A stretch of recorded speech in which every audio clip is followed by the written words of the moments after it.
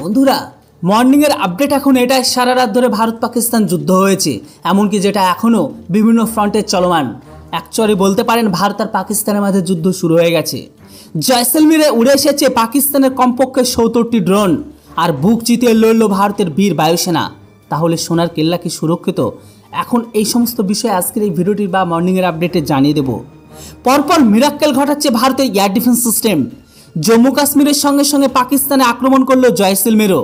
এদিকে জম্মু এয়ারপোর্টে আক্রমণ করেছে পাক সেনা। ভয়ঙ্কর পরিস্থিতি রয়েছে চারিদিকে। জম্মুর পাশাপাশি জয়সলমেরেও আঘাত হানলো দুর্বৃত্ত পাকিস্তান। তবে পাকিস্তানের ৭০টি ড্রোন আক্রমণ করলেও বুক চিতিয়ে লড়ছে ভারতের বীর বায়ুসেনারা। কিন্তু বাঙালির মনে এই সময় একটাই প্রশ্ন, সোনার কেল্লা কি সুরক্ষিত? কেননা সীমান্ত এলাকার রাজস্থান, জম্মু কাশ্মীরে পাকিস্তানের আক্রমণ পরে ভারত উচ্চ পর্যায়ে বৈঠক ডেকেছে। তবে পাক মিসাইলকে কোনো ক্ষতি করতে দেয়নি ভারতীয় বায়ুসেনারা। ভারতের সমস্ত ডিফেন্স সিস্টেম দিয়ে সেগুলোকে নিউট্রালাইজ করেছে। ভারতের এয়ার ডিফেন্স সিস্টেম বীর বিক্রমে বুক চিতিয়ে লড়েছে এখানে। পাক আক্রমণের পরে ব্ল্যাক আউট চলছে জয়সলমেরে। একই অবস্থা বিকানের, যোধপুরেও। জম্মুতে অন্ধকার, বলা হচ্ছে কমপ্লিট ব্ল্যাক আউট করে দেওয়া হয়েছে। তীব্র ধামাকার শব্দ শোনা যাচ্ছে সেখানে। বোম্বিং থেকে শুরু করে সেলিং, এমনকি আর্টিলারি ফায়ার পর্যন্ত করা হচ্ছে সেখানে। জম্মু কাশ্মীরে আক্রমণ করলো এবার পাকিস্তান। জম্মুর এয়ারপোর্টে আক্রমণ করছে পাক সেনারা। জম্মুর সড়কে বোম ফেলা হয়েছে বলে খবর। তবে জম্মুর আকাশে হানাদার পাকিস্তানের ৮ মিসাইল ভারতের ভিতরে আক্রমণ করেছিল, সেগুলোকে চুরমার করেছে ভারতীয় সেনা। প্রশ্ন এখন একটাই, কি দিয়ে করলো সেই সুদর্শন চক্র? তো জম্মু বিশ্ববিদ্যালয়ের পিছনে গেটে ৩টি পাক ড্রোন নামিয়ে ফেলেছে ভারতীয় সেনা। 2টি ড্রোন নামিয়ে ফেলেছে পাঠানকোটে। সারাক্ষণ বাতাসে সাইরেন, এয়ার রেড সাইরেন বেজেই চলেছে। এবার আপনাদের মনে প্রশ্ন একটাই, যে কি এই সুদর্শন চক্র? তো বন্ধুরা, সুদর্শন চক্র আর কিছু নয়, এটা হচ্ছে S-400 এয়ার ডিফেন্স সিস্টেম। ভারতীয় বায়ুসেনা S-400 air defence system, Triumf air defence, এই সিস্টেম ভারত কিনেছিল রাশিয়া থেকে, আর এরই নাম দিয়েছে ভারতের সুদর্শন চক্র হিসেবে। সিস্টেমটি 1990 দশকে রাশিয়ার আলমাস সেন্ট্রাল ডিজাইন ব্যুরো তৈরি করে। 2007 সাল থেকে রাশিয়ান সেনাবাহিনীতে রয়েছে। ভারত 2018 সালে রাশিয়ার সঙ্গে $5.43 বিলিয়ন একটি চুক্তির মাধ্যমে এটিকে কিনেছে। ভারতীয় মুদ্রায় প্রায় 35,000 কোটি টাকা। অন্তত 600 কিলোমিটার দূরে থেকে উড়ে আসা মিসাইলকে চিহ্নিত করতে পারে এই সুদর্শন চক্র। এর সাহায্যে এটি ড্রোন, ফাইটার জেট, মিসাইল সব কিছুকে নিউট্রালাইজ করতে পারে। এমনকি 400 কিলোমিটার মধ্যে যে কোনো শত্রুকে নিউট্রালাইজ করার ক্ষমতা রাখে। আর 600 কিলোমিটার রাডারের মধ্যে এর সমস্ত কিছু শত্রুকে আইডেন্টিফাই করার ক্ষমতা রাখে এই সুদর্শন চক্র। ভারতের 4 জায়গায় এই সিস্টেম মোতায়েন রয়েছে, পাঞ্জাব, এমনকি পাঠানকোট, রাজস্থান, এমনকি গুজরাতে। অপারেশন সিন্দুর মঙ্গলবার রাতে ভারতের আক্রমণে আসতে পড়ে পাকিস্তানের মাটিতে। পাকিস্তান কিছু বুঝে ওঠার আগেই 25 মিনিট অপারেশনে কাজ শেষ করে চলে আসে ভারত। ভারতের অপারেশনের পরে পাকিস্তানও পাল্টা হামলা করে, তবে কোনো লাভ হয়নি।